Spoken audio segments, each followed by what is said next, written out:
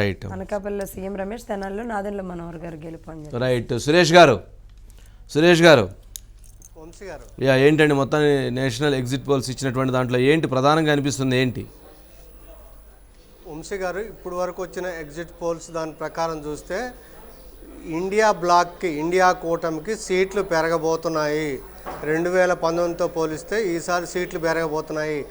ఎన్డీఏకి గతంలో 2019లో ఎలా వచ్చాయో దానికి ఇంకంతకంటే కూడా కొన్ని 1-2 చోట్ల తగ్గే అవకాశం ఉందని చెప్పి.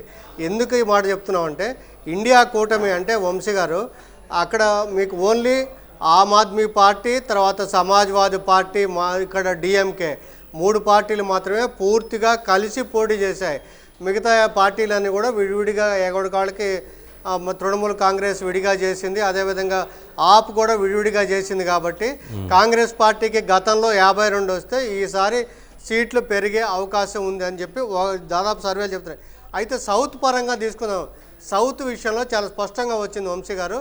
ఒక సర్వే ప్రకారం సౌత్లో మొత్తం 131 లోక్సభ నియోజకవర్గాలు ఉంటే అందులో బీజేపీ గతంలో మాదిరిగానే 30 ఉన్నాయి. 35కి 36కి ఆ రేంజ్కి మాత్రం పరిమితం అయ్యే అవకాశం ఉంది. కర్ణాటకలో గతంలో 25 లోక్సభ స్థానాలు వస్తే అక్కడ తగ్గే అవకాశం ఉంది. అక్కడ కాంగ్రెస్ పార్టీకి 3 నుంచి 7 లోక్సభ స్థానాలు వచ్చే అవకాశం ఉంది.